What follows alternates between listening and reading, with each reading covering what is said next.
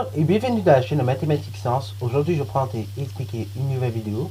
Quelques vidéos donc en physique-chimie, toujours sur le thème numéro 1, constitution et transformation de la matière.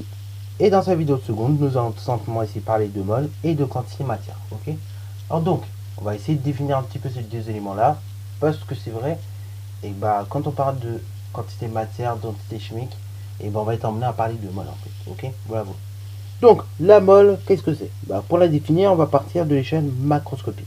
Alors, à l'échelle macroscopique, comme je vous l'ai dit, même un échantillon de matière, que ce soit un grain de sel ou quoi, de petite taille, très très petite taille, même si votre élément est très très petit, vous allez avoir un nombre gigantesque d'entités chimiques. Ok. Voilà. C'est pour ça que je vous disais, dans les espèces chimiques, on va même trouver une collection carrément d'entités chimiques. Parce qu'il y en a un nombre extrêmement grand.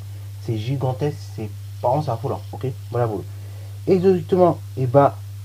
Pour manipuler des nombres beaucoup moins grands, les chimistes, ils ont défini une nouvelle unité, une nouvelle grandeur, et donc que nous pourrons mieux manipuler. Ça s'appelle la quantité matière. Ok. Cette grandeur, qu'on appelle la quantité matière, que l'on a d'ailleurs petit n, elle va s'exprimer en mol. Ok. Alors en mol, de symbole MOL. Ok. Minuscule. Et donc, une mole de matière, ça correspond à 6,022 fois 10 exposant plus 23, ok, entité chimique, ok. Donc, entité chimique, ça peut être des atomes, ça peut être des ions, comme ça peut être des molécules, ok. Voilà.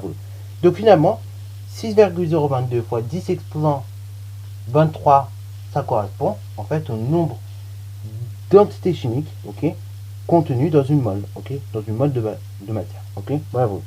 Alors bon, ça c'est une constante qui a été découverte par Agavardo, ok. Donc c'était un scientifique notamment du XVIIIe siècle qui travaille sur la matière et comment on pouvait compter la matière. Et à cette époque-là, quand il a découvert ça, pratiquement au moment de la Révolution française, il était un petit peu enfin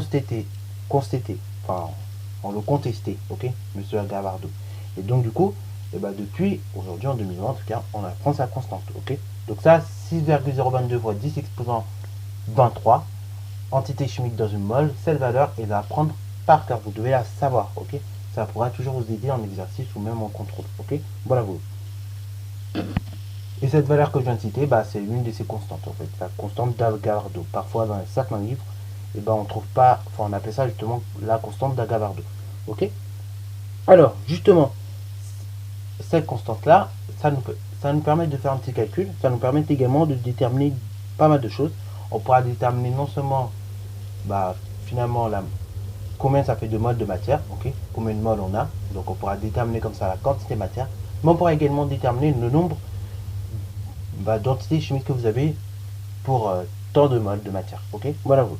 Et justement, la quantité de matière petit n et le nombre d'entités grand N sont liés par la relation suivante, c'est donc petit n est égal à grand N sur la constante d'Agavardo, c'est-à-dire donc 6,022 multiplié par 10 exposant 23, ok, voilà. Et donc n c'est en mol, c'est la quantité matière, et grand N c'est le nombre d'entités chimiques, ok, donc il n'y a pas d'unité. Par exemple, si je vous parle d'une seule mol de carbone, et en fait ça va tout simplement représenter 6,022 fois 10 exposant 23, ok, kilogrammes. Enfin, pardon, fois 10 exposant 23, donc là c'est pas des kilogrammes, c'est tout simplement le nombre d'atomes de carbone que vous avez, ok.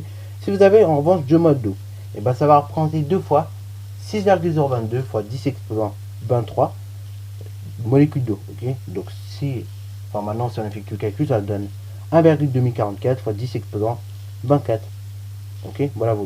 Et après 3 moles d'ion chlorure par exemple, ça représenterait 3 fois 6,022 fois 10 exposant 23, et donc ce qui représenterait 1,8066 fois 10 exposant 24 ion chlorure, ok, voilà. Donc finalement, une mole de matière, c'est extrêmement grand. Et vous pouvez voir à travers mes exemples que, en fin de compte, ça permet de grandement simplifier les choses, ok. C'est-à-dire qu'au lieu de se retrouver avec des chiffres extrêmement gros, et là, les scientifiques, ils se sont dit, non, en fait, on va essayer de s'arranger avec, ok, voilà. Donc par exemple, quand je vous dis une mole de dioxygène, en fait, c'est 6,022 fois 10 exposant 23. Tout simplement, dioxygène, molécule de dioxygène. Donc c'est énorme. Voilà. Alors donc ça c'est pareil, cette relation elle peut se manipuler. Donc là je vous ai dit ça c'est pour quand on veut déterminer la quantité de matière, mais on peut également déterminer un nombre d'entités chimiques. Et donc pour déterminer ce nombre d'entités chimiques, et grand N, on va tout simplement multiplier la quantité de matière par la constante de Gavard-2, c'est-à-dire donc 6,22 fois 6,022 fois 10 exponent 23. Ok, voilà. Et après, pareil, si on veut retrouver cette constante d'Agavard-2, et on va tout simplement prendre la quantité, on va donc prendre le nombre d'entités chimiques, donc grand N, et on va diviser par la quantité de matière. Ok, voilà. Et vous allez retrouver cette constante d'Agavard-2. Ok, voilà. Donc, voilà, c'est tout pour cette petite vidéo. J'espère qu'elle t'aura plu. Si c'est le cas, n'hésite d'ailleurs pas à la liker, commenter et bonne installation en mathématiques et en sciences.